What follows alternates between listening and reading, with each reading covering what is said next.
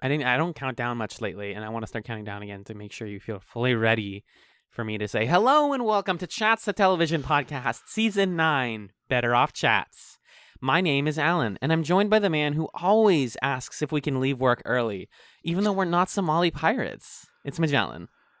I just, otherwise they're going to ask us to stay late, or you're going to get caught in a conversation with someone or something, and then you're not really ending the workday at the end of the workday, you know what I mean? It's pretty messed up at workplaces when it's like 3:35 on a Friday and someone's like, yeah, that's pretty cool. What are you doing this weekend? And they ask you and you sincerely answer. And then they're like, oh, by the way, I have this thing I need to do.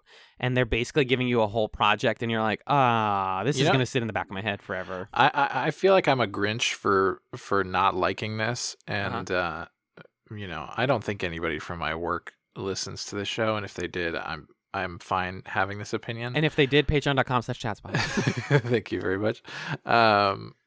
But we have shout outs every week at my school for the staff. And you just, whatever, people know how shout outs work, right? And it starts at 3:50 on Friday, but our workday usually ends at 4. Mm-hmm. And shout outs just goes as long as people have them to give.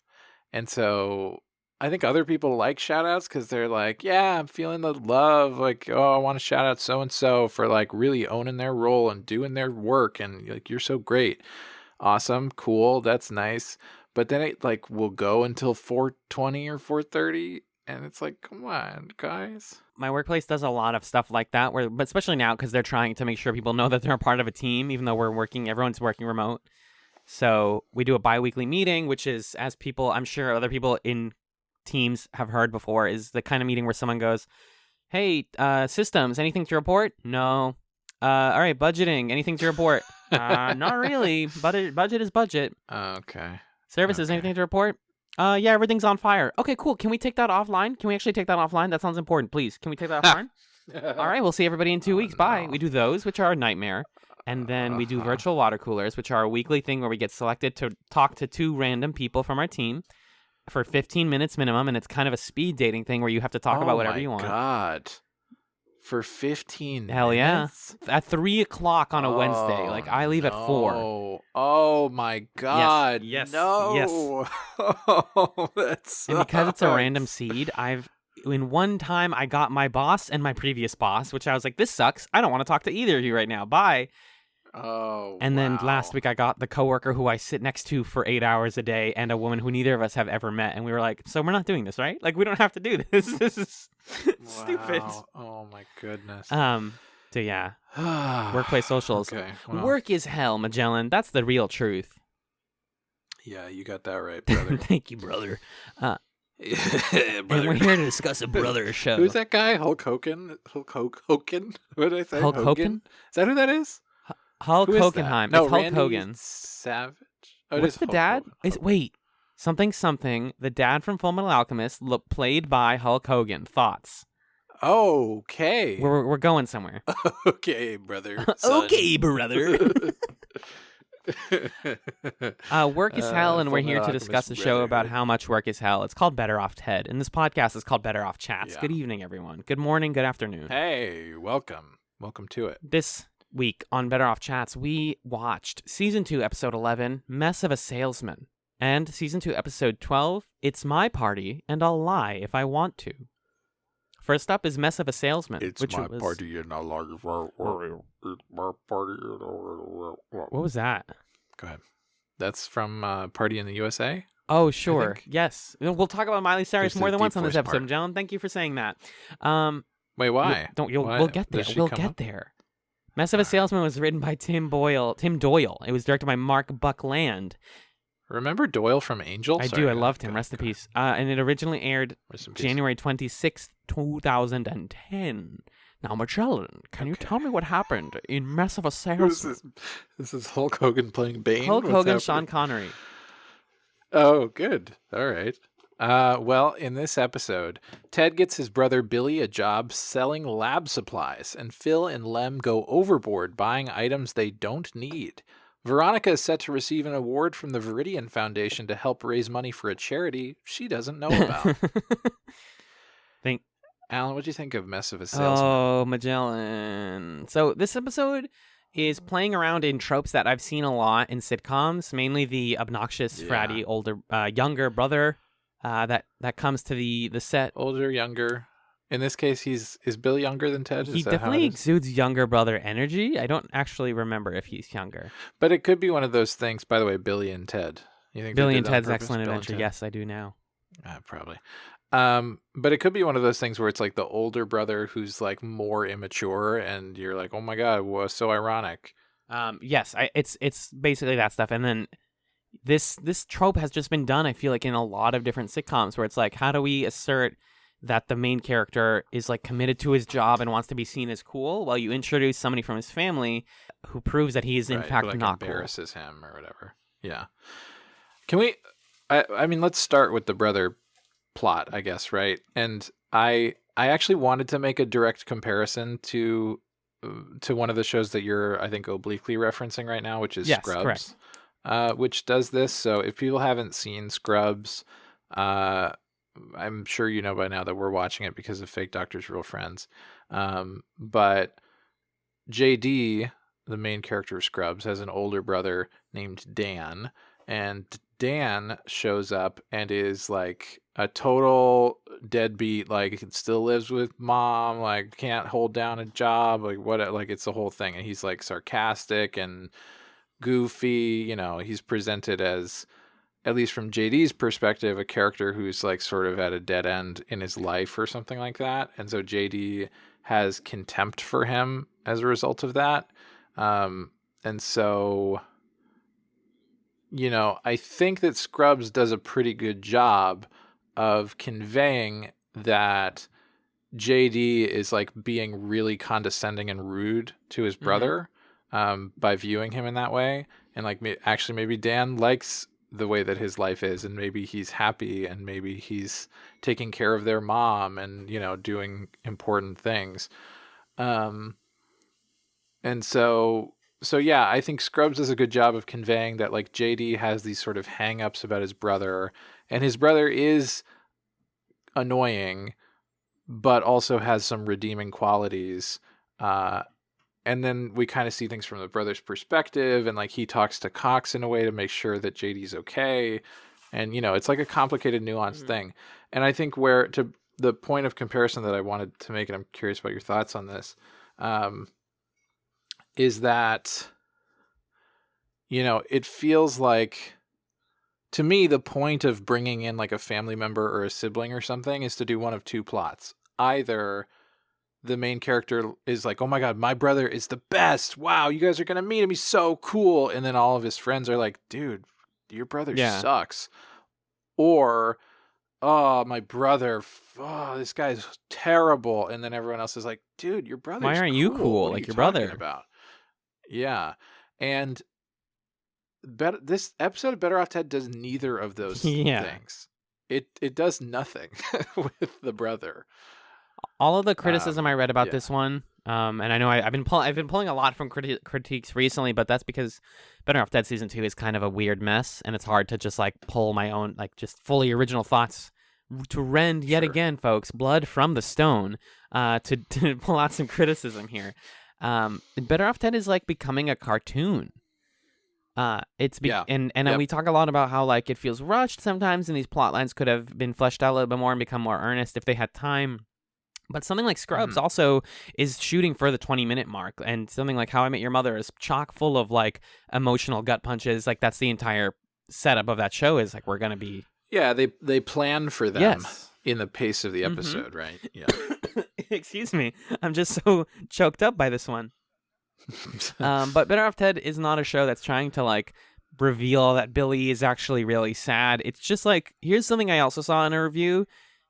Billy's plotline doesn't have anything to do with him explicitly being Ted's brother, other than to briefly comment on the idea of nepotism. Good point. Like, you could have just introduced a guy who was like, this is the new marketing guy, or like Phil and Lem could have gotten addicted to buying things and like standing up to their bosses because of like a work seminar or something.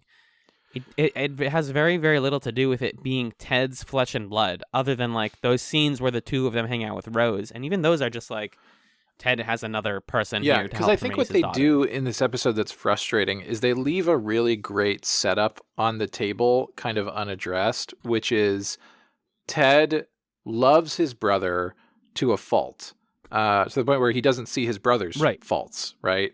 So Mhm. that's one part of it. Another part of it is that like Ted's brother being around reverts Ted to the most base version of him being this like machismo competitive guy who we've seen him be in Mhm. other plots and seen that that's like a unappealing side of Ted that's accentuated when his brother's around.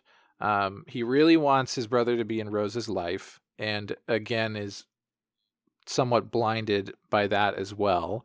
And all of that's great. And then his brother is fucking manipulative.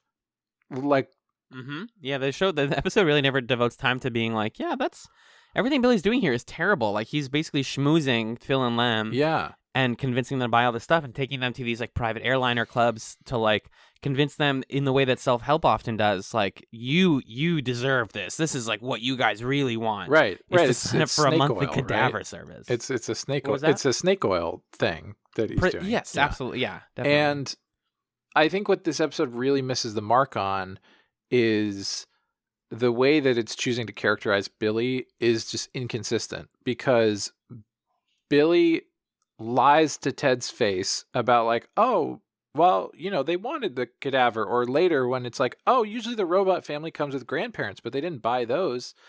And um and then the episode tries to pivot to a thing where Ted's like, Billy, I'm always cleaning up after your messes, to try to make Billy to be this sort of like lovable fuck up or something, when that's not Billy's problem. Billy's problem is that he's like a rampant amoral narcissist who got fired from his last job because he was sleeping with his boss's wife or whatever it was. And I really wanted for there to be a moment in this episode where the glass shatters, to make another How I Met Your Mother reference, the episode where everybody notices each other's bad traits or whatever, and they hear the glass shattering noise. I really wanted there to be a moment where the glass shattered for Ted and he realizes, oh my God, my brother is a dick. My brother's a horrible He's person. awful. And that never happens, because we end up in the space of him being like, oh man, my brother is like causing trouble again, like he always does. No other character talks to Ted about his brother. Phil and Lem don't ever reach a point where they're like, wow, he really like messed with our minds and played us. And so, yeah, what's the to your point with the article, or the piece of criticism that you read, it's like, what's the point of him being Ted's brother exactly? Because it doesn't feel like there's a resolution that's in any way tied to that relationship. They also don't like look that similar. I know white guys with short black hair all look the same, but they don't feel like brothers. Like, yeah, and I think they're close enough. I mean, I don't know. Yeah, I agree with you. I think we're sort of spoiled by JD and Dan, where like Tom Cavanaugh and Zach Braff do look related to each other. Of course. And or like Barney Stinson and Wayne Brady, definitely. Yeah, right. Right. Very similar. But yeah, in this case, their genericness, I guess, is the sort of familial trait. So I looked into this guy, by the way. The guy who plays Billy Crisp is Eddie McClintock. Okay. Cool, much cooler. You wouldn't name think than we would know. Billy Crisp, by the way. Yes, Yeah. I wish they said that out loud because that's just a fun name. The short-lived series Warehouse 13, which was a 2009 to 2014 sci-fi show that I think I watched the first episode of. It came on the heels of like the X-Files and like Fringe and stuff, where it's like mystery, but there's comedy and it's two detectives and it's weird. And I think I remember thinking it was like pretty funny and wacky.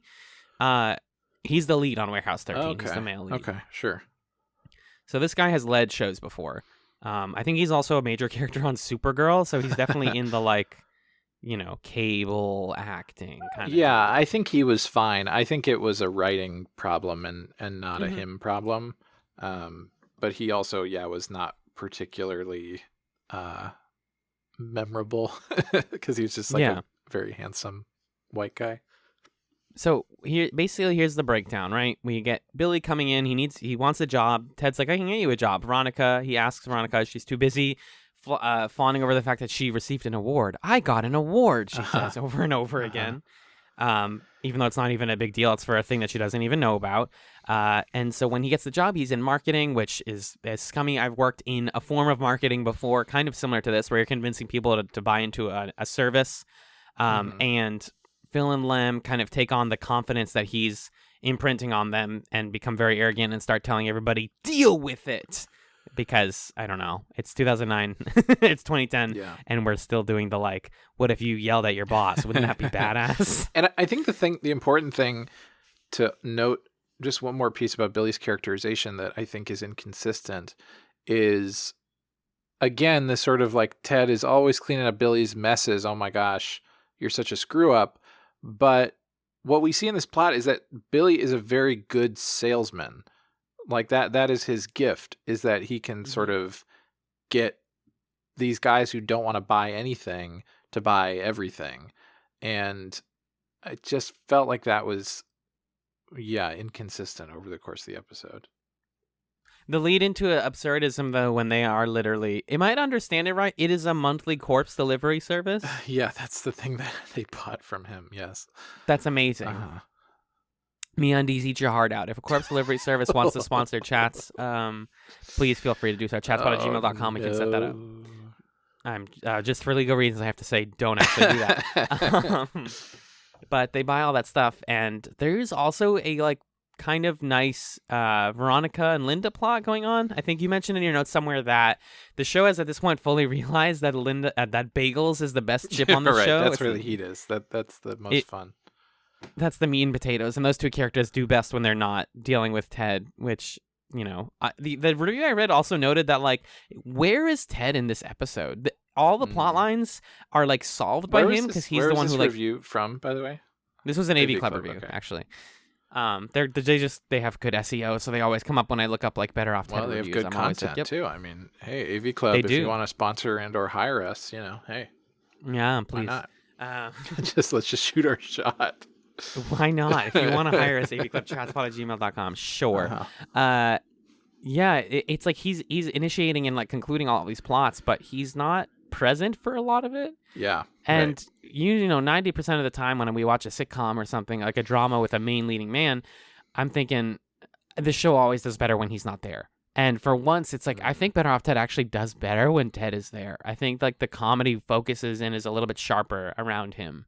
Yeah, because he's the straight man, right? To like the other characters. Because when you put Linda and Veronica together, they create a very specific kind of weird that needs to be balanced out in some way. Yes. And Phil and Lem, obviously same thing. It's fun when Phil and Lem bounce off each other, but it's more fun when they're sort of a singular unit bouncing off of Ted or something like that. And yeah, the only stuff that Ted really does is characters come to him and they're like, Ted, there's a problem. And he's like, oh boy.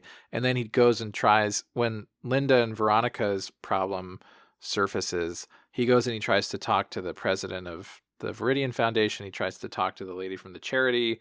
And those scenes are nothing. Like both of those scenes are those two people slamming the door in his face, basically. Right. And then we can get into Linda, Veronica in more detail, but just to close out Phil and Lem and Billy, well, okay. The one plot thing that we have to know is that Linda and Veronica are their whole plot is about getting money for the charity that Veronica's award is supposed to support because they find out that they like it. Then they realize Viridian takes a huge cut of the money that they give to charities. So they try to talk to the head of the Viridian Foundation to get that changed. He's like, no way. Then they just take the money and give it to the charity directly, which is a felony. And then they have to get this Viridian Foundation guy off their back, basically. And the way that it all gets resolved is Billy and Lem and Phil go to the guy and put the cadaver in the trunk of his car and catch some incriminating photographs of him dumping the body. And they all show it to Ted on their little photo camera thing. And like that's how the episode wraps up. And again, Ted has no agency in that whatsoever. He just comes home and these other characters are like, hey, Ted, we ended the plot. We did the whole episode. Just so you know. Yeah. I don't know. I thought that was a pretty pretty bad resolution to the episode, personally. Better Off Dead has not really done resolutions well. No, it has not. There's plenty of comedy along the way. You know, I'm not just here to dunk on this one. I think there's a lot of like individual moments, but to dive a little bit more into Linda and Veronica's stuff, I think there was like some genuine sincerity and merit in having this plot line be about like the way that companies use charity as a way to basically like do tax evasion and to pay lip service and say that they're altruistic. Exactly, to say that they're altruistic for PR reasons, but actually, like you're saying, 95% of the money that's going out is coming back to them, and 5% is actually going to charity. Yeah, which is twisted, but also like maybe this is the 2020 in me speaking. Not that surprising. I'm not like, wait, right? Seriously, right? But yeah, I thought it was surprisingly good. It kind of washed over me really quickly though. Like, I don't have that many memorable moments, although probably I have two hardest laughs out of this episode, and both of them involve Phil. One of them is, I forget what the context is. I would hope that you can remind me, but he talks about eating a bunch of cheese, like a ball of like 10 different pieces of cheese in one. I think it's like he's saying, like, look how rebellious we're becoming. I just ate a whole bunch of cheese. Yeah, they're at like another bar with Billy or whatever, and Phil does that. He says something like, I put like 10 things of cheese and I squished them into one and I ate it all at once and now I'm dying. And it reminds me of this incredible Simpsons moment that I just found for the first time recently, where Homer, he gets a meat grinder and he puts 5 pounds of spaghetti through it and condenses it into a bar and then eats the bar. And he's like, this is brilliant. This is such a good idea. I can have a whole meal in one. How? And then like beat and then 911 because he just ate 5 pounds of spaghetti that were condensed. It's so funny to me. I don't know why. That's a good bit, but the other hard laugh for me was when Linda is also dealing with her own plot line where her brother is an alcoholic. That's the next episode. That's the next episode? Okay, okay, that makes sense, because I was like, wait, that part's so good, and I was surprised that was in this episode because it doesn't connect to anything. Okay. So then, yes, that's my hardest laugh from this episode was Phil eating a bunch of cheese and almost dying. Really, the bar is just lowering every episode with Better Off Dead. I think this one is. I think we've had a couple recently that we've liked, and this one it just like, I don't know, the different parts of the plot just don't connect. Like it doesn't feel totally coherent or totally on the same page as itself. I think the Linda Veronica stuff is the most fun of the episode. It also does feel like they're kind of rehashing some of the fun things they've done that we've seen before, you know? Like I don't know that we've actually seen them do good cop, bad cop, but it did feel kind of familiar. It felt super familiar when they're grilling the president of the Viridian Foundation and Linda's chewing him out, and then Veronica's in the background like, yes, attack him, finish him, or whatever. Oh yeah. That felt like the scene where they were in the boardroom and Linda like told the guy that he was jealous of the light bulb or whatever. You remember that episode?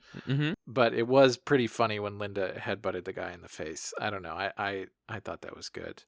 And then I liked the way that they played it when they went to Ted afterwards and explained the situation. And Ted's like, have you been drinking? And they're like, a little bit. Yeah. Oh, that was so funny. Which is I've been part of the cartoonish. I mean, this is a particularly cartoonish episode, I think. But for whatever reason, I think on the strength of Andrea Anders and Portia de Rossi's performances, I found it charming. Which I know kind of runs counter to some of the critiques that I've had before, but I'm comfortable being a little bit inconsistent myself in my critiques, I would say. The show is a little inconsistent. Yeah. But I think also, you know, for the people who are going to come at me, the thing about this episode is it doesn't fully compromise Veronica's like kind of, you know, shark brain, her evil. There's still some of that in here. So anyway. But yeah. I have some moments here too that I thought were worth bringing up, and I wanted to ask for your opinion on. There is more than one joke, especially at the top of the episode, where it feels like they're filling for time, and to highlight how are you talking about Bang Zoom? I'm getting a muffin. Literally in the review I read, they wrote something that was like, was Bang Zoom a line that was used to fill time because it's not a funny line? I liked it, but I thought, it yeah. was so nothing. It was absolutely Yes. nothing. No, I'm referring to the repetitive like masculinity between Ted and Billy, where they're like nipple twisting, and he's like, "No, I'm at work. Just kidding. Take that. Punch in the balls." Like, no, I don't know any siblings that act like this. Yeah, I always see siblings on TV who are like so physically violent with each other, and it's like I've never had that experience with my siblings. We've argued or been upset with each other, but I've never wrestled my brother, never like punched him or anything like that.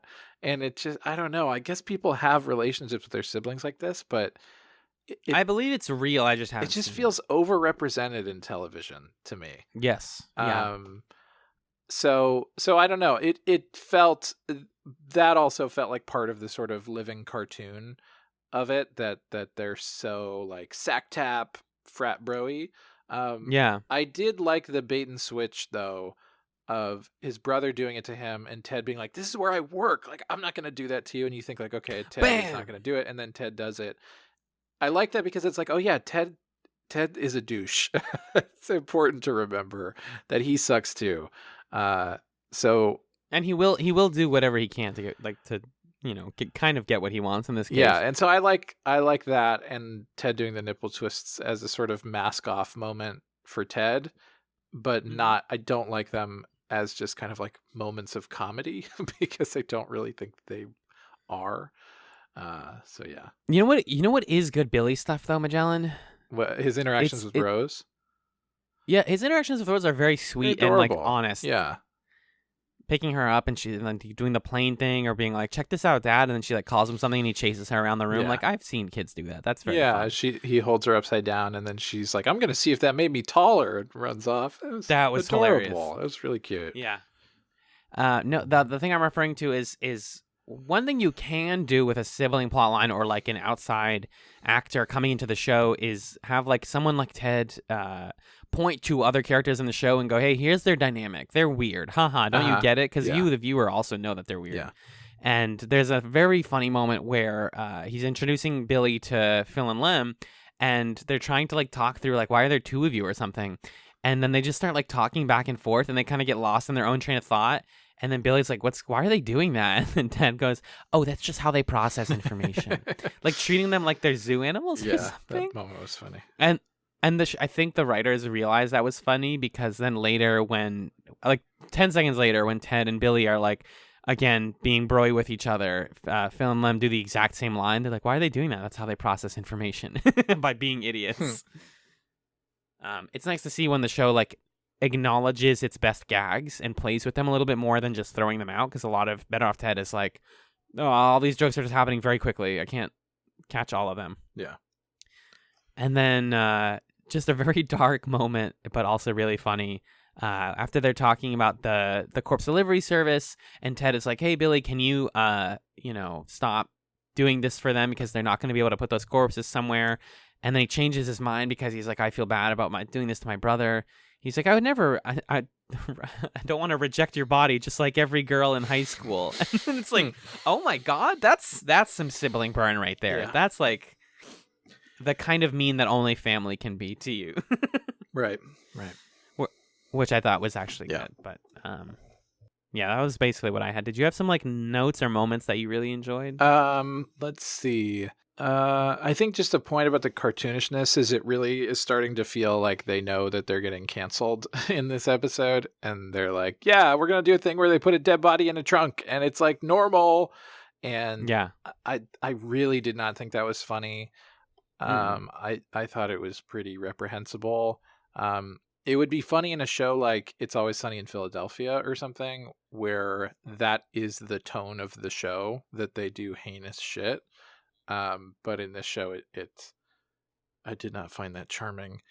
But some moments that I did find charming, for some reason, I really liked when Ted is talking to the science supplies salesman guy, trying to get Billy a job, and the guy's like, "I don't know, Ted. I've got my own idiot brother that I'm not giving a job to, or something like that. Right. That's funny. Ted has to buy all these beakers from him, and then he says to camera, and now people will know how many milliliters of pencils I have. That was... Oh, because they're doing all the gags about beakers? Yeah. The one dead body joke that I thought was funny was when the guy from the computer room like wheels the... Fine, the computer room. Fine, the computer room. It's a reference to the game Shadow the Hedgehog. Comes up to Ted. I didn't like that it was in the elevator with all the girls from the charity. I thought that was overkill. But he's like, hey, Ted, just so you know, there's a new rule in the computer room. They just came up with it today. No dead bodies in the computer room, which that was... Very good rule. That was funny. And then I think, honestly, my favorite line of the episode, which this isn't really saying much, but I think it's when Linda is yelling at the Viridian Foundation guy, and her big insult to him is she says, "You, sir, are a bad egg." Yeah. Brutal takedown right there. A bad egg.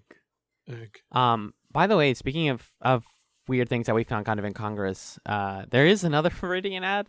It feels like the Viridian ads are like a husk of what they once were now, and they just bother me in how not lazy they are, but how they're not very like incisive anymore. They're just saying the thing that is in the episode. Yeah. So this episode actually ends on an ad for the Viridian Foundation. And usually in my notes, I will write down like what's the funny quote from it, and I didn't even write anything from this one because I was like, it was like 10 seconds long or something.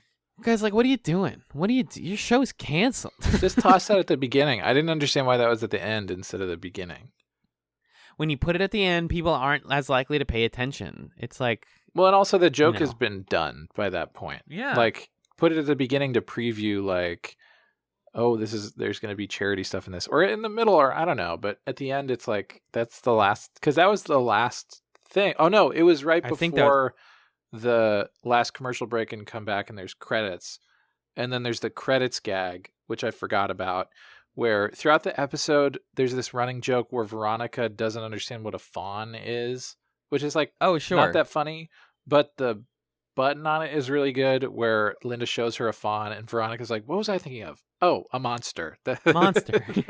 That might have been the funniest line, but all the jokes leading up to it, it just doesn't make it worth it, in my opinion. It drags, definitely. Yeah, so it's just, this isn't a great episode of Better Off Ted. I think there are definitely much better ones than this, and this one is really, you get through it on the strength of the performances more so than the strength of the writing, I would say.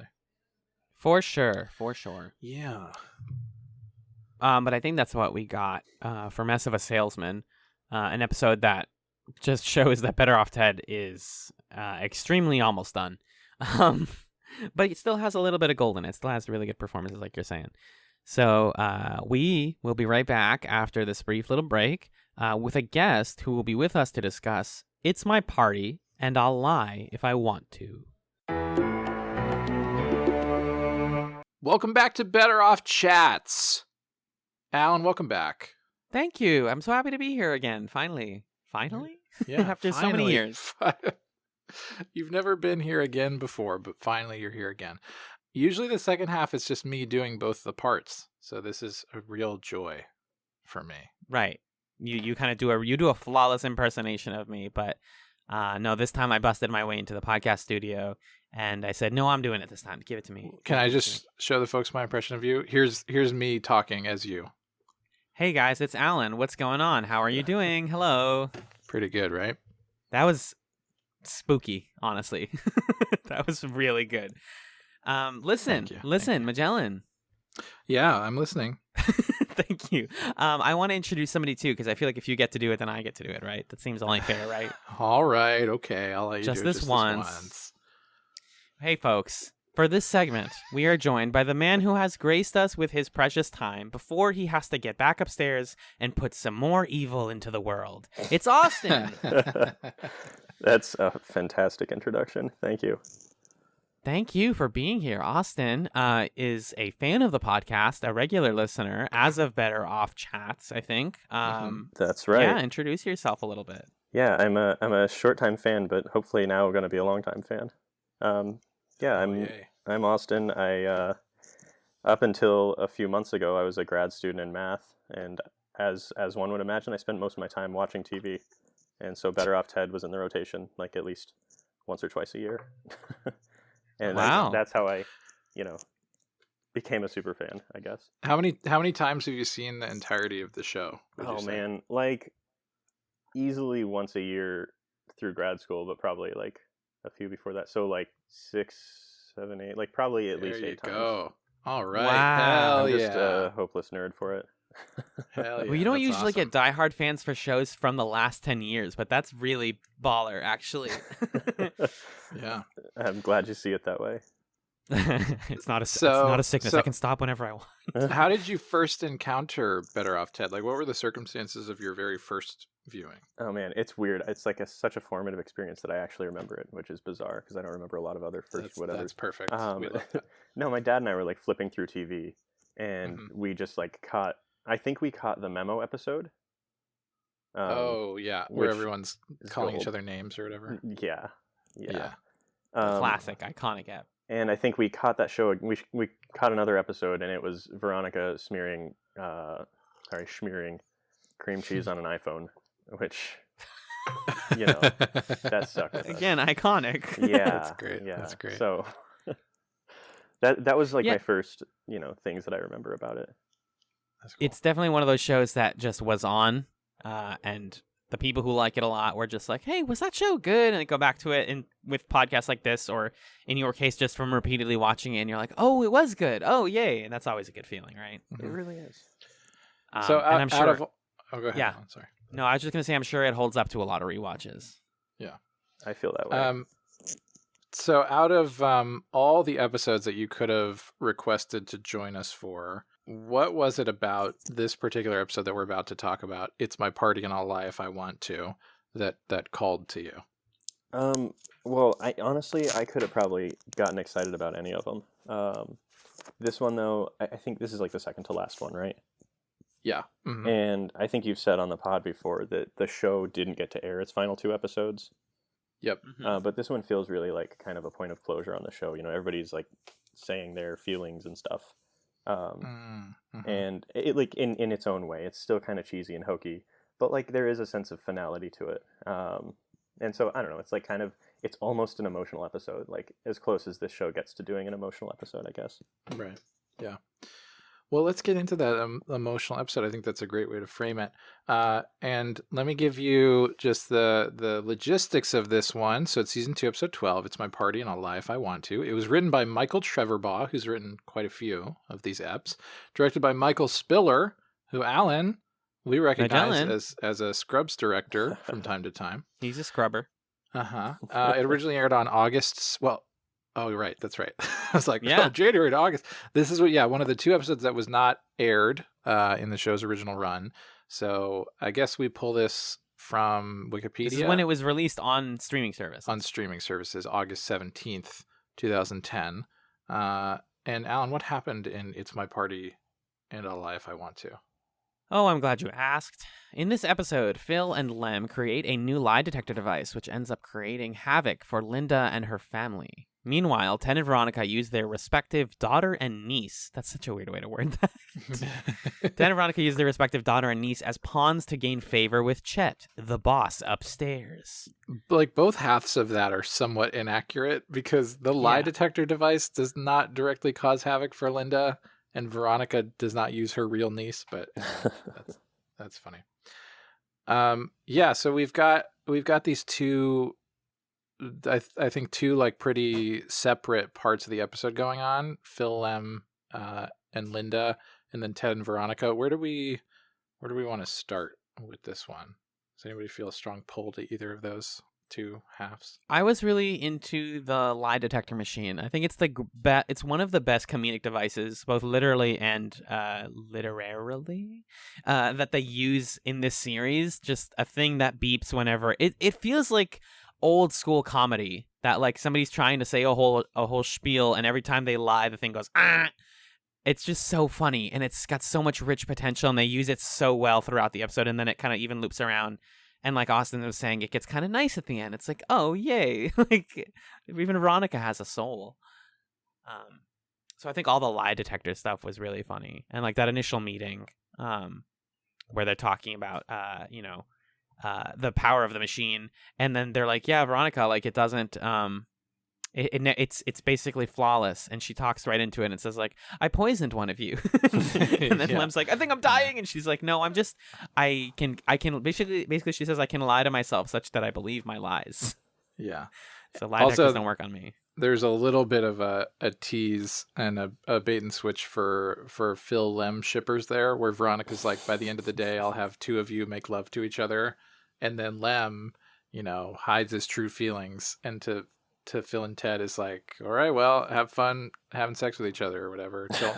Don't let the intimacy ruin the friendship. So good. Which I think is him vocalizing a fear that he has about pursuing the relationship that he really wants with Phil. Oh, Bingo. man. I'll give you points for that. I didn't see the lie Phil and detector Lem stuff is ship. very funny. Go ahead. Sorry. Yeah, no, I was just saying I didn't see the Phil and Lem ship until hearing you guys talk about it, and I always like interpreted it as like they've just got like such a pure, like, I don't know, youthful childlike friendship almost. Mm-hmm. It's definitely 2010s. Like, we're not. What if we kissed? Haha, just kidding. Unless like they're not actually two bros saying any chilling in a of this. hot tub 5 feet apart because they're not gay, right? Precisely. Yeah. But TV shows like this and from this time especially are not going to say that. But that's the fun about shipping and fan fiction is it's not what the show says, it's what the show doesn't say. So we know we can see through the matrix a little bit. Yeah. But that's also just our future vision. I liked them a lot. And then the lie detector gets used on multiple people. It gets used on Linda, and it basically just like forces. I love the way it forces people to be brutally honest, because in real life, like, polygraph tests are certified BS nonsense, not real, doesn't actually work on most people. Yeah. It's very easy to cheat a polygraph. Right. They're not even usable in a court of law, I think. Oh, wow.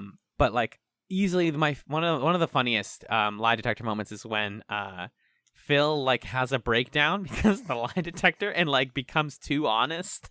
He can't stop like unleashing truth about himself. I think this is in the same scene actually. It's the very one of the first things. Yeah, the whole Phil rant is he's like, I had never had any doubts. Okay. Every day I'm going to read the whole thing. Every day I'm incapacitated by fear. I don't know where the magic comes from, and I'm terrified that one day I'll wake up and it'll all be gone, and I'll end up alone living in my brother's basement with his trains.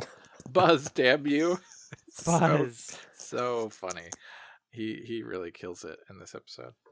He's got some, like, him reacting to the lie detector is, well, both of them reacting. Some of the best stuff. It's so good. That's like one of my favorite lines is, it's a random buzzer.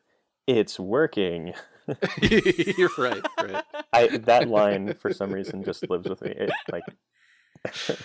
It is often the weird like sidelines that you're just like, this is actually the one that gets me the most, And the other example of that is when Linda points out, like, what does this thing do? And Lem's like, oh, it's a random buzzer. Not everyone can be Thomas Edison. Continue. Yeah, he's much cooler about it. Yeah, right.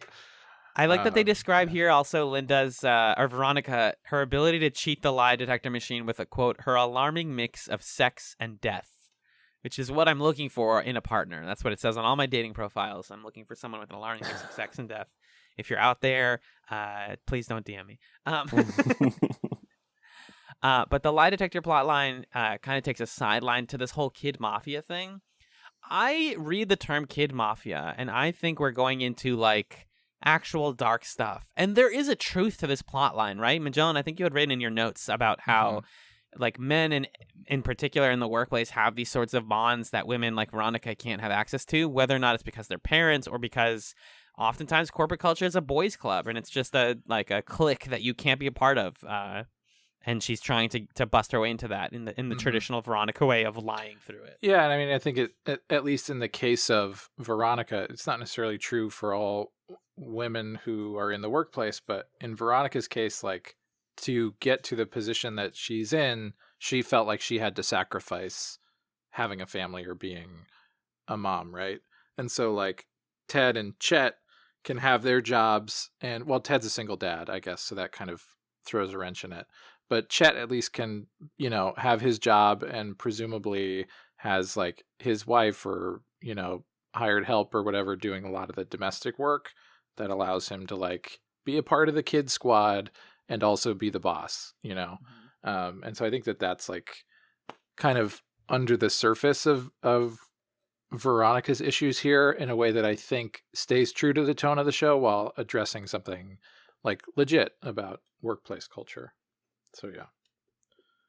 And the fact that she tries to actually use she originally tries to use her niece to like curry favor with all the parents, and then her sister doesn't let her do that after the last time she used her for work, and so instead she uses the neighbor kid, and like when they're at the fake Chuck E. Cheese arcade place, which there was a couple like kid hangout spaces in this episode that made me nostalgic.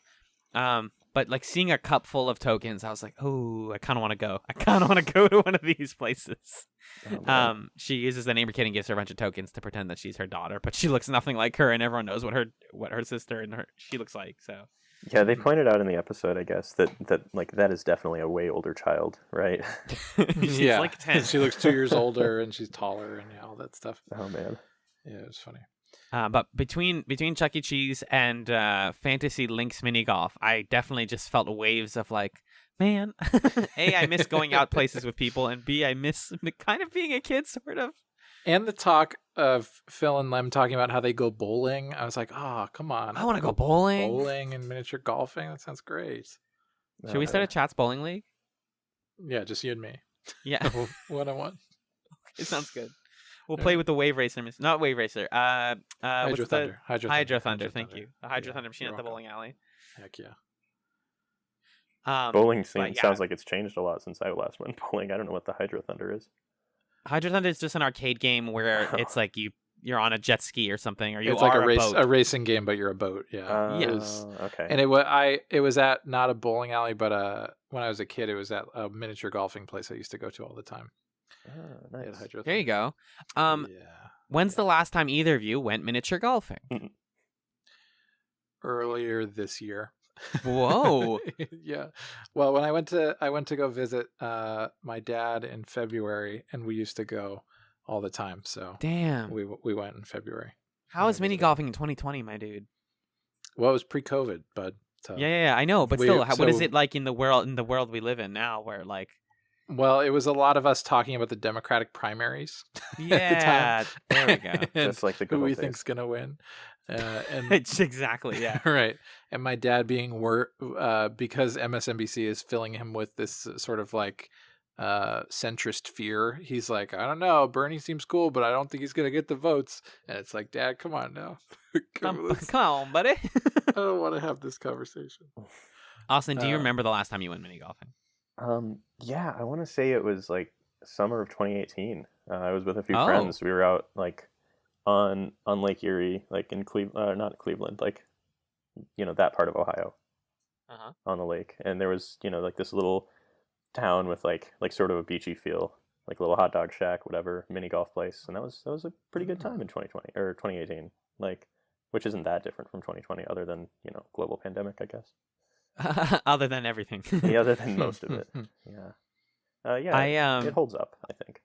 I don't doubt it, because the thing with golfing, and I haven't actually gone golfing, real golfing myself ever, but it's more about like the atmosphere, just hanging out and trying to play well. Whereas mini golfing is like you can really like drill into like, I'm gonna perfect this course, like I'm gonna get the perfect series of bumps against the walls and land this right into the tiki torch's mouth. Like this is gonna work out for me.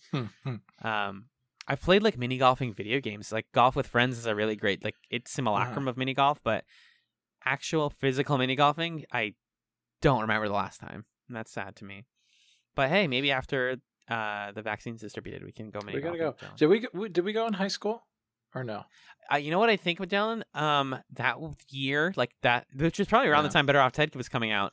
That summer, a bunch of the guys were going mini golfing, and I wasn't able to go. Like I had a family thing or something. I remember being like, everyone else is going mini golfing except for me. That's right. Okay, so that might have been the last time you went, or before you went with your dad. Yeah, well, we'll go. We'll go sometime.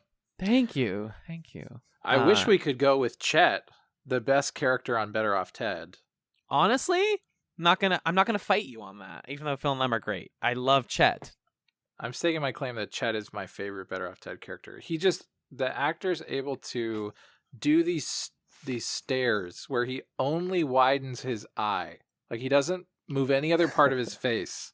He just like subtly widens his eye, and there's this kind of like manic energy filtered through just the most like kind of boring corporate normalcy. And I love it. I mean, the way that I love, like, the satire in Fallout or something like that, where it's like so tongue in cheek and buttoned up and stuff. Chet is just really, really funny to me. We've seen him before, right? He's in some earlier episode. I feel like this is like his 5th time or 4th time or something. He makes some comment in an earlier episode. He's like, "Oh, that wasn't like I wasn't making a pass at you. That was a joke." Or like he's very like uncomfortably above board, like not above board. I don't know. He's like trying to stay within the lines in a very obvious and like uncomfortable seeming kind of unsettling, way. Comedically unsettling way. Right. He sort of feels like I can't remember the character or the actor's name. The guy who plays Monica and Ross's dad in Friends. Like he's sort of goofy and kind of awkward and uncomfortable, but this guy's like that, but like more mean-spirited or just kind of gross. Yeah, just a little scarier. Yeah. Talking about Jack Geller. Played by Elliot Gould? Yes. Yeah, Elliot Gould. Yeah. Holy smokes, good pull. That's right. Friends is a good show. Yeah, I love like the moment where he's like, Veronica, something's wrong with your niece. She doesn't look right. And everyone's freaking out. And then he moves to the side and he's like, I put a hat on her face. That's not where hats go. He is, so I think what works so well about him is it's kind of like the satire being that the higher you get in the corporate structure, the less human you are. So you start at the bottom, you have Phil and Lem, who are deeply human and flawed and wonderful. And then you go up to Ted, who is like human as a chameleon. Like he can act human and put on the face of it, but he's not like fundamentally kind and empathetic without being pushed to be so. And then you have Veronica, who is like abandoned all sense of humanity. Ted, right? She sort of like slips into it occasionally, but on accident. But exactly. Yeah. And then you have Chet, who's like so far gone past being a person that he's looped around to being this like doe-eyed, just nothing man that, like you said, Austin, like he exists within the boundary of the rules. He's like, I only know how to act normal. He's like almost as innocent as Phil and Lem in a sense, right? Where exactly. It loops around. He's like so evil that there's a purity to it. Definitely. It's really funny. Yeah. The hat not supposed to be there got an out loud laugh out of me. Yeah, I really like hats don't belong there. That's a pretty good Chet impression, actually. Oh man, it's not that hard. It's just kind of like, hey, hello. Like if you taught a machine learning algorithm how to like talk like a boss. Yes, that's what you plugged in a bunch of boss speak into a machine. Yeah, that's what it would sound like. There were a couple of jokes in this episode that weren't so fun that I do want to bring up because I'm the person that would bring these up. And there are two. I think I know what you're about to talk about, and I wrote them down too. There's like a 1-2 punch of like genital jokes. Yeah. Well, so Ted asks Linda to help him make Rose happy, and he's like, what do young girls like? And he's like, I found the only girl who was an 8-year-old girl at one point in her life. It's Linda. And she tells him like, oh, give her a nice crown and tell her she's a princess. And then if she doesn't use it, give it to me because I'm, I have a party later and I could use it. He says, thanks, Linda. You really are a girl. And she says, thanks, Ted. And it's not just the genitals. It's a whole lifestyle. Which like, yeah, that was What regrettable.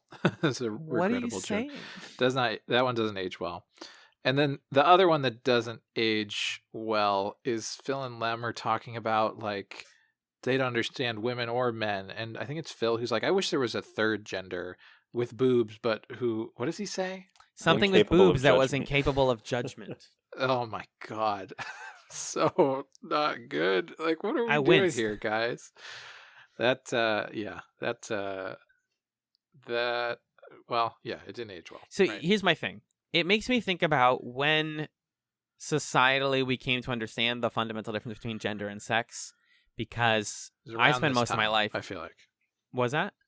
I feel like it was a little around this time or a little bit after that. It was like universally or more universally acknowledged. Understoodly, yes. Because I like learned it in college, so like it's not to say that I've known this all my life and I feel bad for the show not knowing it. I think genuinely people did not have that understanding at the time. So being like, you're a girl because you have boobs and vagina, it's like, okay, that's one way to think about that. It's a little bit more complex, but sure. And it's just, yeah, we haven't like run into genuinely dated jokes in a while, but those two I was like, ooh, and they came right after another such that I was like, all right, Well, bro, and the thing that I find notable, or that I always sort of have to remind myself of, is just how far we've come and how short of a time when it comes to like gender and sexuality conversations in this country. Because like this episode of Better Off Ted predates the Supreme Court decision that makes same-sex marriage legal across the country. You know what I mean? Like it by like 5 years or something. It's really strange to think that only a decade ago, you know, it was as far from that decision as we are from that decision now, basically. Yeah, so that's just to sort of support the point that you're saying that like that we're past that point now, but also it's kind of surprising how far past it we are in that short of a time. And there's plenty of people even today who don't have that understanding, you know. John and I have like talked privately about the idea of like cultural assumptions. Like we think everybody knows certain things. Like we think everyone knows that drugs are bad, or we think everyone knows the difference between gender and sex, but it's just objectively not the case. Right. Even in the U.S., like not even true across the board at all. But that's not to say that the episode still is. It's definitely still very funny. Just surrounding those jokes, because those both feel very like isolated. It's not like they dip into the rest of the episode. That Linda plot, though, is I referenced it in the first half, is a stone cold stunner. So Linda, her brother needs money for is it for Alcoholics Anonymous? What was it for? I think, Austin, is this right that he crashed her car? Is that what happened? Yeah, I think she needed the money for repairs or something. Yeah. And Viridian's only gonna. This is so weird. This is not the funny part of the joke. It's just bizarre that she's like, I asked for an advance, but Viridian said they'll only give it to me if I carry an orangutan to term. Like, the joke made me shiver. Yeah. It made me laugh because I was like, that's bananas, huh? No pun not intended. Oh no. Oh no, it's correct, Austin. And you know, I'm like, wait, that's so weird. That's so dumb. Why? I was just talking to my boss recently about like, do people actually ask for advances on checks? And like, yeah, if you're trying to like build your house or something or pay off a loan, then this is totally a common thing. I've never been able to do that in my career, but I'm still pretty young. And just the bizarreness of like, yes, you have to put a monkey and an orangutan inside of you is so weird. Well, and then the follow-up joke from Phil is like, they're larger than human fetuses, so the last month of the pregnancy, it'll pick up everything that you drop, which was disgusting. Oh! Made me physically quiver. Yeah. Anyway, it's super gross. Yeah. But Linda's plotline doesn't stop being kind of spooky and gross, because one of the other things we learn is that her brother is a recovering alcoholic, and as a scene later where I guess Phil and Lem at some point got super drunk. I forget what led them there exactly. They thought she was having a party and they wanted to like crash the party, which they didn't know was. Oh. But they didn't know it was an intervention. But I mean more like, why were they drunk on the way there? I think they were working up the courage to like tell her what's what kind of thing. Oh, sure. Yeah, because the lie detector thing basically revealed to them when they invited Linda to what sounds like the most fun activity in the world, which is bowling with Phil and Lem, getting nachos, and then taking the cheese back to the lab and testing its quantity of real cheese. And if you bowl above that, you get to drink, which sounds like the most fun of these plans. Evening. Yeah. And when they invite her to that, she says, "No, I can't. I'm busy," or whatever. I have to do a bunch of work. The machine buzzes, and they're like, "Okay, she's lying to us." So that's why they confront her. But she's lying because she doesn't want to share her family business.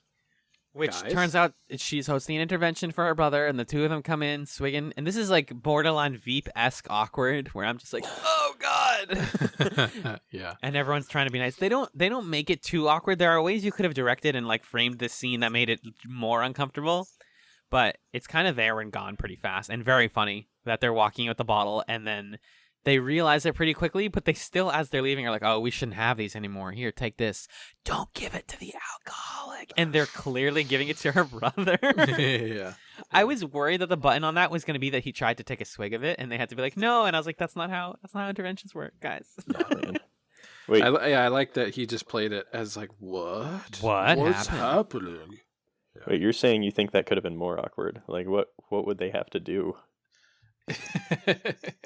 Well, I think Yeah, it would have been. already So here's what it pretty is. bad. Great question, Austin. Thank you for asking. It could have been okay, like whatever her brother's name is. Her brother. Let's say his name is Derek. They're like, all right, Derek, don't forget the rules. And then he's like shaking as he's holding the bottle, and Oh my god. yeah, that's what I'm saying. You wanted it more awkward. That's what it is. No and then way. Fair enough. and then they No, don't no. leave. That's the actual super awkward part, and they stay and sit through it, and they have to like talk through it with him.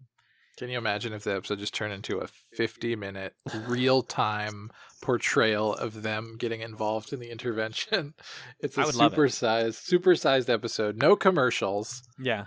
It's like My Dinner with Andre. There's like barely any camera movement. Just Yeah. quiet. Yeah, that would be the best episode of Better Off Ted, in my opinion. If Wow. they just totally went, because it didn't get aired, right? So they could Right, they can make do it whatever they want. any, This is any fake length now. they want. Yeah. One of the other, going back briefly to the Veronica Ted stuff, the technology that they're like vying to get to be in charge of the project for is speaking of orangutans. And I wonder if these things are related now in hindsight, but it's technology that lets you speak to animals. And they're like, we can already speak to animals. They just can't understand it, which is a dumb joke that I would have written. And then Chet's like, I really want to use it to ask baboons why they're called baboons, which is awesome. It's like, Such a Ted answer to that question. Or sorry, it's a Chet Chet answer to that question. He's like, oh, it's such a silly name. Baboons. Like he just like falls in love with saying the word. Oh my God, Chet. I love Chet. Can we get the guy who plays Chet on the show, Magellan? Oh no, didn't he pass away? He passed away. No. Damn. Yeah, he passed away. R.I.P. We'll ask the people on the reunion thingy if any of them wants to be on our podcast during the Q&A. We'll ask. Oh my God, no. Bad idea. We won't actually do that. Maybe. We will have recorded our last episode by the time that I'll do a bonus episode if it means we're gonna get a cast member. Are you kidding? Right, okay, all right, sure. And so I think when Ted and Veronica are fighting, another huge laugh that I got was I had to watch this scene multiple times to fully grasp the joke. Lem's watching them fight, and he goes, "You know, it's weird when beautiful people fight. It's like watching the Hope Diamond yell at a sunset." Again, the best sitcom lines are the ones that nobody in real life would ever say, but you would think, and you would be like, "I shouldn't say that. That's stupid." And they just say it out loud. Yeah, that's pretty good. There's something about like those don't feel like they're on equal footing, like the Hope Diamond and a sunset. Like they're like two different levels of abstraction or something. And like I don't know, Yeah. picturing them yelling at each other like people. That's what did it for me. Now I'm breaking it down on like Chet level, breaking it down. Those don't line No, up. but Can you? those are very different. Forms of beauty though, so it's interesting. And who's who? I guess Veronica's the Hope Diamond because she's sort of this like manicured beauty, and Ted is Rough the cut. sunset. That tracks Well, for me. it's physical beauty, like valuable beauty versus like emotional beauty, right? I also did not know what the Hope Diamond was until I Googled it. So now I know all about the Hope Diamond. Wait, I've seen it. I think. it's Wow. a really big diamond, right? Yeah, it's Yes. a really big Spoilers. diamond. Is there more to Yeah. it than that? No, it's a okay. really big diamond. I think it's also like a good diamond too. Ah, Like you know how some diamonds are bad, but that No. one's good. There's mythology around it being cursed. There's like movies around it about it Yeah, being it cursed. holds a and stuff. terrible, terrible curse. oh, Yeah. that's Yeah. tight, I guess. That's pretty sick. That's pretty rock and roll. That's yeah, exactly. That's very metal. Get it? Because Oh diamond. no. That's I got that's- 2 oh no's out of Austin. This is the kind of guest I look for. I'm just- trying in my head. I'm trying to calculate how to make a joke about that joke being rough and also diamond in the rough. And I Oh, there it couldn't is. quite- You did it. That was the I know, joke. I couldn't yeah. quite get there. The- Couldn't quite get there. No, that's There's no diamond in that rough joke. Okay. I think like asserting the existence of Sorry. the joke is like basically the joke, and that's always good enough for me anyway. Yeah, it satisfies the equation. Yeah. And then our final couple of scenes here, Chet, upon finding out that both Ted and Veronica have been lying to him, exiles them to everybody's favorite set, the tiny office, as punishment, which in the year of our Lord 2020, it is so weird to watch people talk about, ew, it was so close that I felt you sneeze in my mouth and I can feel your breath on me. And I'm like, no, there's COVID everywhere. Harrowing experience to watch two people be that close. Also, this is a better form of sexual tension than her, like, outside of the tiny office, going to Linda and being like, yeah, I think I love Ted. This is much better than that. Right. And that would be a weird button, but then the real, like, post-credits button is Linda, Phil, and Lem just, like, hanging out and dancing after going bowling together. And then, like, Linda slaps Lem's butt, and which I think this was just the actors being told, like, hey, just pretend you're at a very fun party. Yeah, I think they assumed at some point that the cameras weren't even rolling anymore, and they just started to feel it. But that was really delightful. The first time I watched this, I don't think I caught the initial bowling reference, and so at the end I was like, why are they all dressed like 1950s people? This doesn't make sense, but it's because they were bowling. So yeah, it was pretty funny. Who's the best dancer out of them? Oh, that's a good question. I think it's Phil. That's where I think it's that's Phil. where I go. But I think because Lem sort of offers himself up as a supporting player in the dance, and Linda's relying on some flashy moves, you know. But Phil really has consistent technique over the course of that scene, I would say.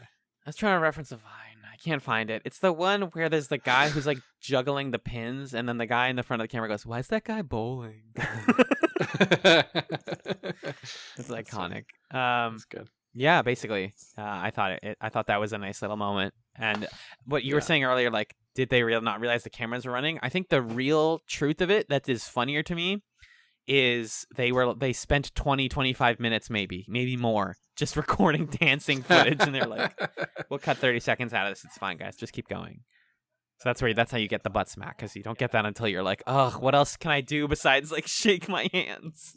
Yeah, I wonder if they knew by that point that they were getting canceled also, and there's maybe a bit of chaos in the dance because they're like, who cares, I'm gonna slap Lem's ass, I'm not gonna right go now. gentle into that good night. Yeah.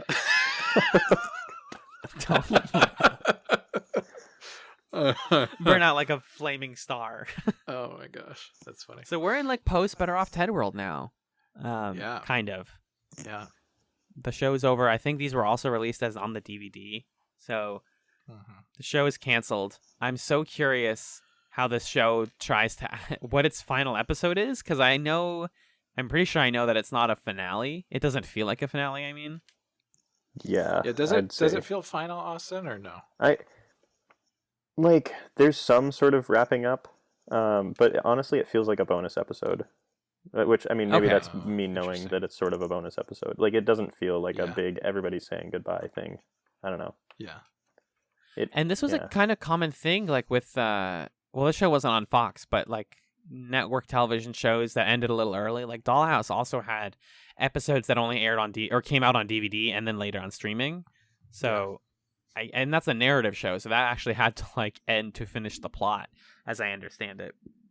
I wonder what the calculus is on that when you're running a network of like you paid to produce the whole episode, right? Right. But you're just saying, oh, it would make us more money if we like, reran Friends or something. Not that Friends was on ABC, but you know what I mean? Like it would make us more money if we what was on ABC? Will and Grace? I don't know, something. If we like played something in syndication as opposed to playing the new episode of Better Off Ted. Like that's an interesting calculus that they have to make there. Didn't you say it didn't air for like NFL games or something? Like was it the Super Bowl? Yeah, they did something. They like totally Bowl? Rearranged it. Yeah, because of something like that. Wait, did that somehow nuke both episodes? I just thought about that now. Like, it's 2 Because episodes. they have, Presumably yes, that's it weeks did. You're apart. correct. The network announced on May 27th That's right. that it would air 2 episodes back to back on June 17th, contingent on the 2010 NBA Finals not requiring a 7th game. Well, that's So it's NBA Finals that killed Better Off Ted's final 2 episodes. That's why. Then yes, that's definitely more profitable than airing the last 2 episodes of this what poor rating sitcom. What sitcom is more profitable than the NBA Finals, though? Like, I don't know. That's not a fair matchup. Yeah. Right.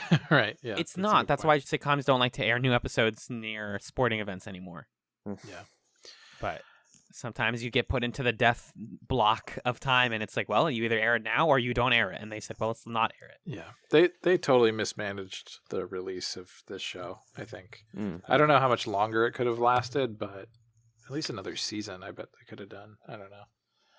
Or like cycle out the cast or something, and you can get this into more of an office level of like, it's about the cast hanging on. We like the characters more. But I kind of like it as like you're not too attached. Like, they don't grow too much.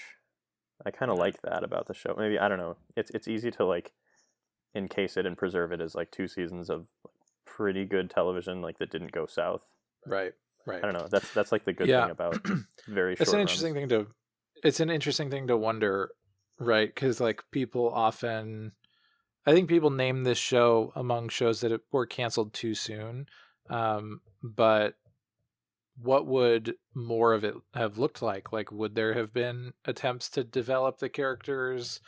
Would it have started to feel stale? I don't know. So yeah, that's an interesting point, that because it's short, it kind of just gets to be the thing that it is. Yeah. And we don't see it ever really compromise that too much. you could do a like 2020 special of Better Off Ted, because it can be about the times changing. If the characters aren't going to change, then do the Mad Men thing and have the times change with the characters. And now we're dealing with the 60s instead of just the 50s or whatever. Sure. Yeah. So, there are options there. The closest thing we got to do the Parks and Rec thing where the last season is like 10 years later or something. They like weirdly jumped into the future. Mm-hmm. Yeah. No, the closest thing to a reunion that we have gotten before, what we're going to be talking about in a little bit, is in mid-2011, Malcolm Barrett, under his rapper name Verbal, released a song called Revenge of the Nerds, which I believe is on the soundtrack for the final episode, so we might be able to catch a little bit of it. I've watched that music video. It's basically the whole cast of Better Off Ted like hanging out doing a music video with Malcolm Barrett. It's a decent song. It's like nerd rap kind of. Yeah, Andrew Andrews is in it. Jay Harrington's in it. Obviously, the guy who plays Phil is in it. I think Portia de Rossi is in it. So that's pretty good. But that's basically what we're gonna get. We'll talk about this in the finale, whether or not the show needs like a reunion. But yeah, I kind of agree already that it did what it needed to do. And like you were saying, Austin, if they went longer, then it changes the vibe of the show. That it was like this bottle of 13 episodes or whatever of just fun and straightforward plot. Yeah.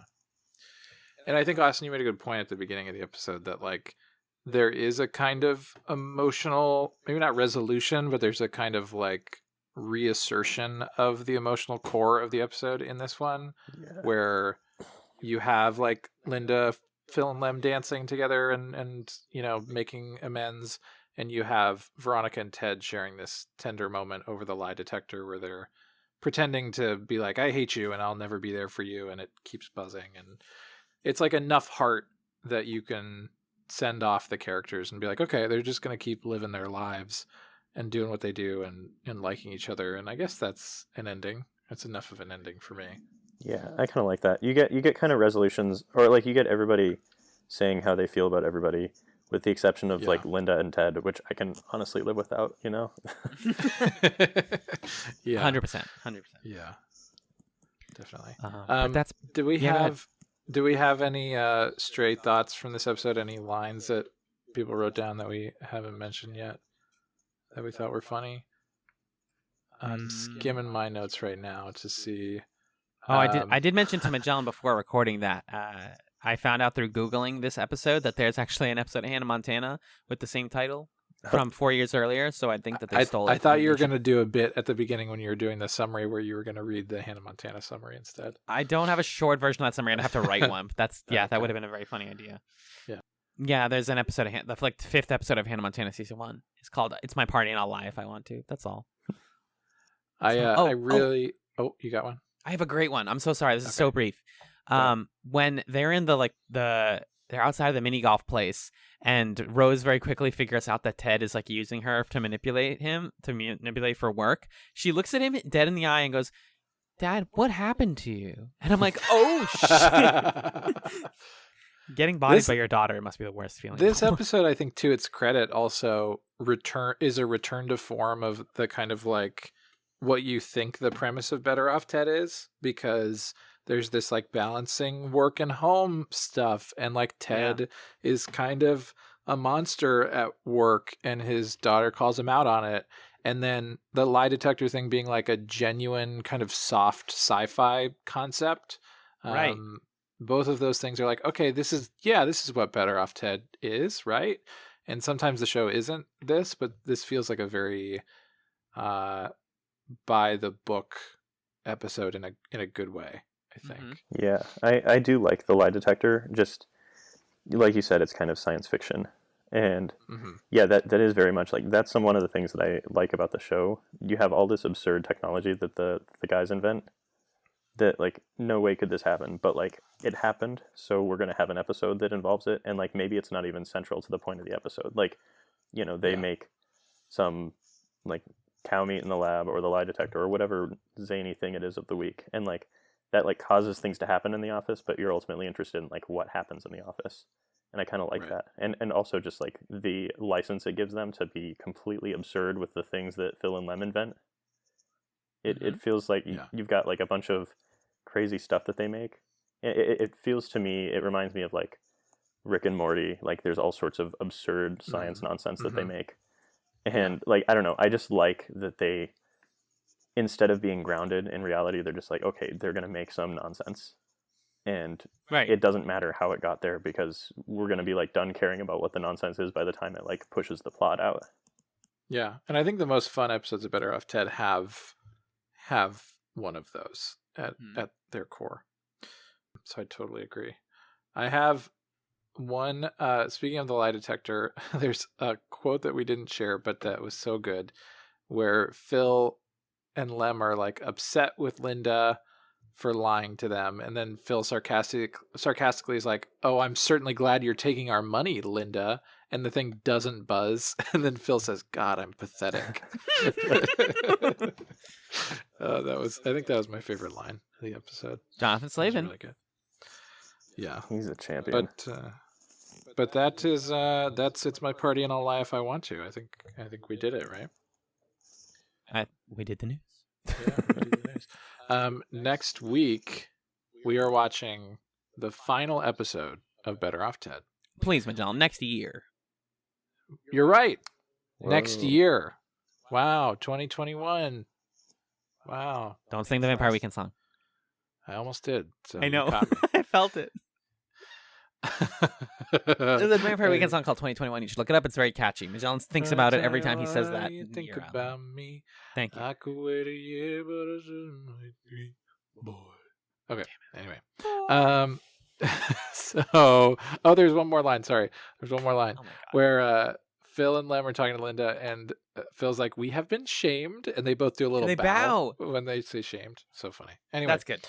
Next week we're watching the last episode of Better Off Ted, season 2, episode 13, Swag the Dog. Ted is put in charge of a new employee rewards system where the company doles out tickets exchangeable for prizes. Dark, very dark. Did you hear the thing about, not to talk about Cyberpunk 2077, but to talk about CD Projekt Red, where the way that they determined if people got bonuses is like at the end of a week, if they did good work, they got a token, and then you could like cash out your tokens for a bonus. Christ. Whoa. Yeah, that's some grim stuff. That's great. That's more cyberpunk than the game sounds like it is. Yeah, I saw this article about like an employee Q&A where they were talking to the heads of the company about like, wow, this went really bad, huh? And one person was like, one of the employees was like, do you think it's ironic to make a game about corporate exploitation and be so exploitative of your workers? And that guy no longer has a job. But whoever they are is incredible. So shout outs.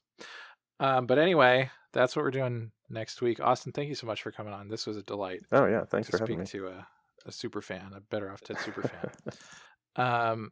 Alan, can I Yes, tell the Magellan. folks how to get in contact with the show and all that stuff? Can I do it? Certainly.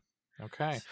If you would like to get in touch with us, just like Austin did, actually, you can email us, chatspod@gmail.com. You can also go into Twitter, go to twitter.com, look for Chatspod there, twitter.com/Chatspod. You can follow us. You can DM us if you would like.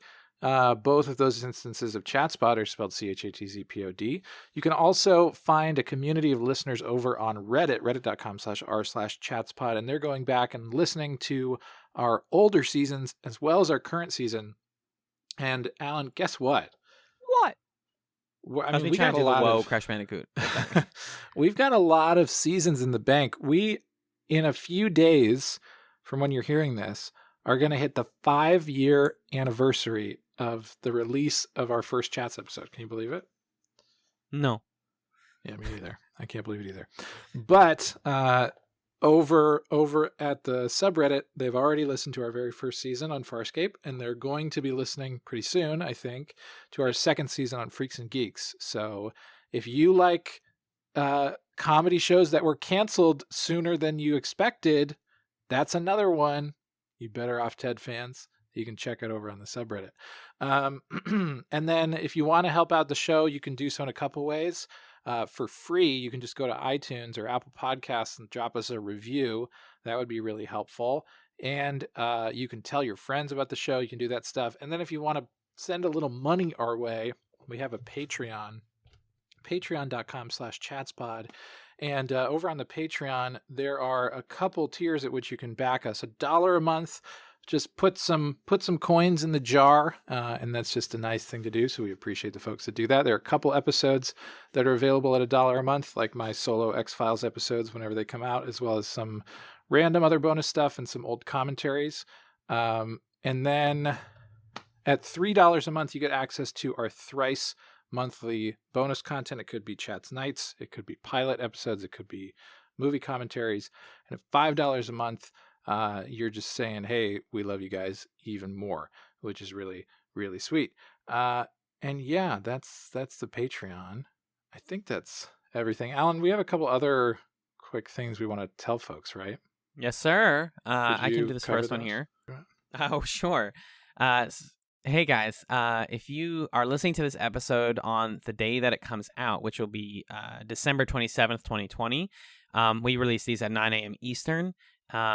This evening, December 27th at 6 p.m. Eastern to 8 p.m. Eastern, the Better Off Ted cast is going to be doing a reunion/script read for charity and it's going to be streamed, I think, over Zoom. We were linked to this by listener Nick, and I am looking for links right now to help people find it. But basically, they're going to be doing a script read of Jabberwocky, if I remember correctly. Let me just actually pull this up so I'm not incorrect. It's called Viridian Dynamics Presents A Better Off Ted Reunion. And again, that's December 27th at 6 p.m. And it's going to be over Zoom. You can get tickets. I believe it's $20. That money goes to Feeding America, which is a great charity. And yeah, it's being hosted by Pay-Per-View, who have been doing a lot of stuff like this. So definitely, if you are a Better Off Ted fan, you should consider checking it out. And it's pretty timely that we'll have finished this podcast and be releasing it right around the time of the reunion. So we're going to be there. Majan and I both already got tickets. So yeah, Sunday, December 27th, 6 p.m. Better Off Ted reunion. Pretty exciting. And the other thing, as we mentioned before, is that this is the last episode of Chats, the television podcast, coming out in 2020. You should check the Patreon for anniversary stuff. We're going to be doing a little bit of a special for patrons who have been sticking around for a while for our Chats anniversary. And Majan already plugged all that stuff. So I can't believe we're already at the end of the year. But for now, before we take it home, let's take it to the Chatsums, where instead of our regular personal plugs, we like to do little recommendations. So, Austin, first of all, do you actually have anything that you'd like to plug? Oh man, yeah, I guess I can think of a couple of things. Oh, sorry, my volume's spiking here. This might be getting greedy, but I've got another canceled too soon show that I think just everyone should watch and love as much as I do. And then the greedy part is I'm hoping you'll think about it for a future season of Chats. Okay. It's Don't Trust the Bee in Apartment 23. It was, I think, on ABC a few years ago, like probably the same era. Ooh. Yeah. But it's kind of your quirky odd couple story of like naive country girl moves to New York and then lives with like New York savvy, evil, terrible roommate from hell. But then they become unlikely friends. Yay. I love Unlikely Friends. John and I have like joked about the title of this series for years, and I've never actually tried to watch it. But you say it's pretty good. I enjoy it. I don't. I guess it might not be for everyone, but it's the same. I feel like it's the same kind of like quirky, just off the wall, unpredictable comedy that you get from this show. Like I don't know, this show feels a little bit wacky. Better Off Ted, that is, and this one's sort of wacky, but in like a different way. So I don't. I guess I'm not making a claim that like if you like Better Off Ted, you'll like this, but like it's sort of wacky and like, what did they just say? Or like, that's strange. No one thinks that. I don't know. Right. But the title of the show is kind of just like this one. Just like this one. Better I Off was about Ted. to say. Yeah, but I like it, and it ran 2 seasons and sort of ended abruptly. Kind of a cool cast besides Kristen Ritter, who's excellent. I'm seeing Eric Andre, who I adore, as well as James Vanderbeek is in this show at some point. As himself. Oh, fuck. It's right. That's excellent. That's fun. Yeah. Dawson is finally here. No, I would at least love to pilot it. We'll try to pilot it for the Patreon and see if we want to make a show out of that. But that sounds cool. Magellan, do you have a chat for this week? I do have a chatsome. Yeah, it's a video that YouTube had been trying to recommend to me for a long time, and I finally was like, okay, all right, I'll take a look. It's a talk, so it's kind of long. It's like an hour and a half long. I actually haven't watched the whole thing. I've only watched the first hour so far. But if there are folks out there who are fans of the McElroy brothers, of Bim Bam, of all the things that they do, and Griffin McElroy specifically, it's a talk that he gave at Florida State University, where basically he's kind of running through his bio as a content creator and speaking about the sort of personal side of that story. And what I found actually really kind of helpful about it, maybe if there are other people out there who like want to create things in their free time and whatever it is that you want to do. He talks about, how overworking yourself, overextending yourself, like feeling guilty about all the things you could be doing, but you're not doing, just all these different things that can kind of distort your understanding and your appreciation of the work that you accomplish or the things that you do or the life that you're leading. And I think just seeing someone that I've loved the content of and loved as a person for so long, to see him speak candidly about those things was really cool. So I don't know if it tracks for people who don't listen or watch Griffin McElroy's stuff, but if you're a fan of his, it's really cool to see him just sort of tell his story and his experience of it like that. So I'd recommend it. I don't remember exactly what it's called, but you can look up Griffin McElroy FSU. You found it? The link? I will link it in the description. It's An Evening with Griffin McElroy at FSU, presented by Club Down Under. Awesome. Thank you. You're welcome. I also have a chatsome this week. Oh, cool. What is it? I've been having a lot of tummy troubles because it's cold. It's very cold up here on the East Coast, the Beast Coast, if you will, and you will. And so with the cold comes like me needing blankets and heaters all the time. And I've talked recently about how I kind of set up a tea station downstairs where I hang out in my room. And I got a new tea recently that was actually I found through Binging with Babish, another chatsome of mine. He was like actually measuring something, and he was like, I need something rectangle shaped. And he like placed this box of tea on the ground on the table, and I was like, what is that tea? And it was it's called kava tea. It's a stress relieving tea. It is so good, folks. I don't know if this is a chatsome specifically for kava tea because I don't know the like statistical benefits behind it, but it's really cheap to get like a ton of it on Amazon. I like bought what I thought was one box and it turned out to be 3 boxes of like 64 bags total.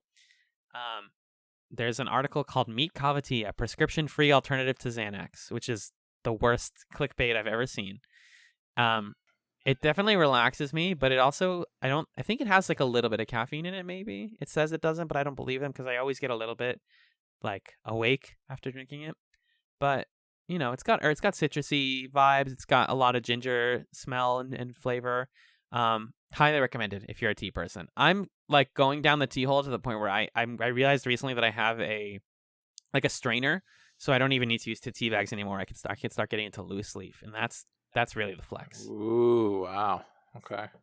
I felt bad because one time I was in Maine, where they really specialize in like blueberries and stuff, and they had blueberry tea. I was like in a tea shop, and I was like, oh, I don't have a strainer, I can't get one. And then as soon as I got home, my mom was like, we literally have like a beautiful strainer that's never been touched. I was like, damn it.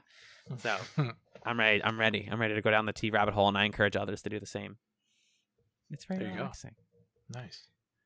Thank you again, Austin, for joining us Oh, on yeah. the episode. It was a delight You're a to rock star. talk to you guys about it. Yeah, we'd love to have you on again in the future if there's another show that we're discussing. Maybe Don't Trust the Bee in Apartment 23 or whatever else. Hey, yeah, if you guys are into it. Of course, but don't be a Yeah. stranger, and we'll be around. Thank you to Magellan, as always, for bringing the rock to my hard place. Thank you as well to the Chats fans for listening through the year 2020. We wish you all a Happy New Year, a Merry Christmas if you celebrate it, and we will see you next year. So thank you so much for listening to this episode of Better Off Chats. Peace.